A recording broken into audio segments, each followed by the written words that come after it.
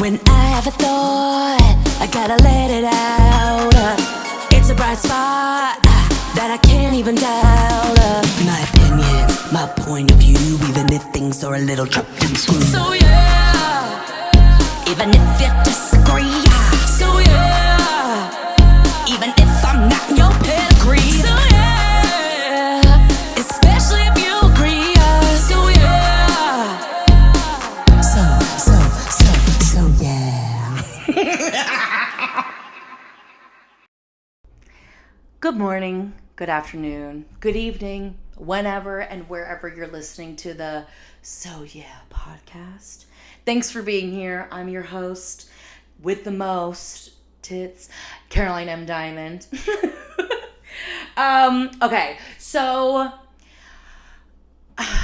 how do I start this off? I really love reality shows, and I know reality shows get a bad rep because it's like, it's fake, it's produced, okay? So is your scripted TV show. Whatever.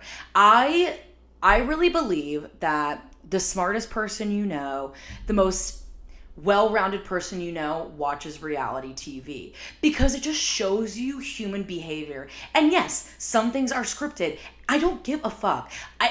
If it's scripted, then I love seeing how people interpret the script. Riddle me that, okay?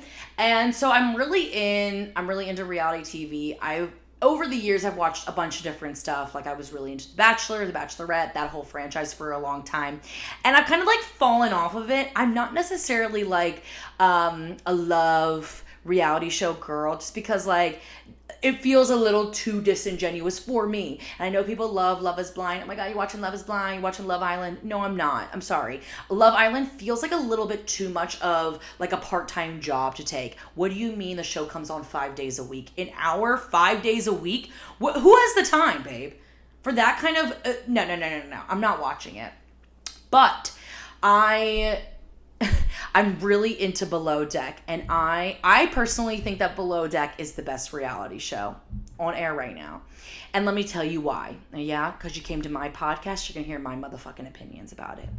So a couple of years ago, I would say like probably about 3 years ago, I went home like during the summer and I was chilling with my mom, shout out to Shar, and we were sitting there like trying to find something to watch, and she was like, oh my God, like, can we watch Below Deck? Like, the new episode came out. And I was like, Mom, like, I don't know any of these people. Like, ugh, do we have to? Caroline Marie, yes, let's watch this episode. Okay, whatever.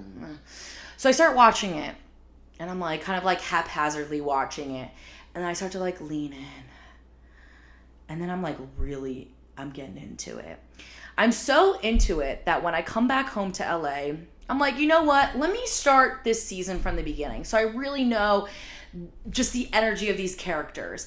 And what I really love about Below Deck is the juxtaposition of like blue collar versus white collar. And what I mean by that is like the show revolves around the staff of the yacht. So anybody from cleaning the boat, which would be like a deckhand, and like the bosun runs the boat, to the engineers, to the captain, to the chief stew, and like all the stewardesses inside that like make the beds, and then the chef who's in the galley. Like, it's about them. So it's like probably a cast of like maybe 12 people who live, eat, breathe, work all together in the bunk beds, and the juxtaposition from them to the charter guests who are paying $100,000 for a 2-night stay on a super yacht, and then they have to tip like 20 grand on top of it. Yeah, so that type of juxtaposition is just very fascinating to me. And although like it's kind of the same formula for every episode of like docking and whatever, and like every season's kind of the same, it's not the same because there's so many different types of personalities and balancing those personalities out. And it's so fascinating to me because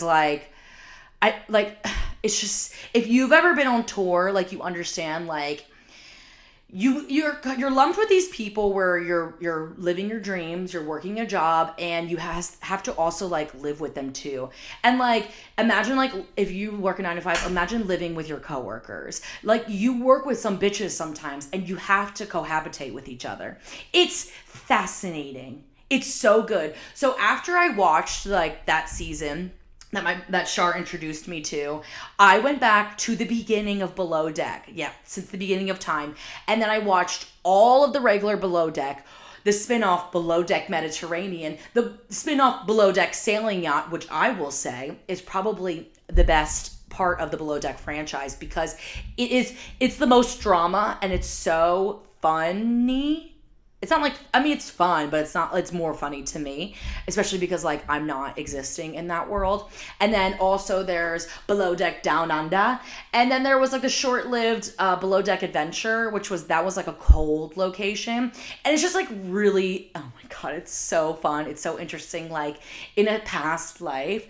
And like if I didn't have anything like a passion or anything to really like do for my life that like I really like felt my purpose, I would for sure want to work on this super yacht. What role I would be in, obviously you can see how pale I am, and if you're listening to me you can feel how pale I am through the microphone. I am not going to be outside cleaning the boat because I'm not getting sunburnt, okay? I'm going to be inside as a stewardess. And I personally would love to be the second stew. The second stew is right underneath the chief stew because the reason why I want to be in that role is like I don't want to necessarily be in charge because I don't want shit to fall on my back, and I do not want to communicate with the chef because they can be fucking assholes sometimes. And I kind of want to be like, I don't want to be in the laundry room all the time. Like I will fold a towel, like that I can totally do that, but I don't want to be stuck there.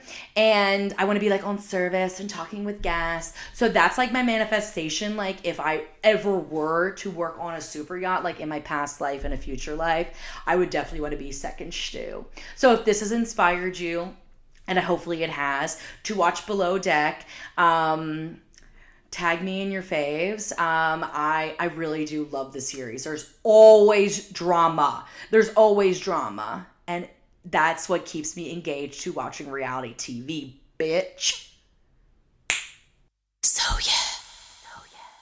Excited to announce that we have our first ad placement for the So Yeah podcast, and it is none other than the one-on-one dance consult. A game-changing mentorship for dancers, choreographers, and creatives ready to level up.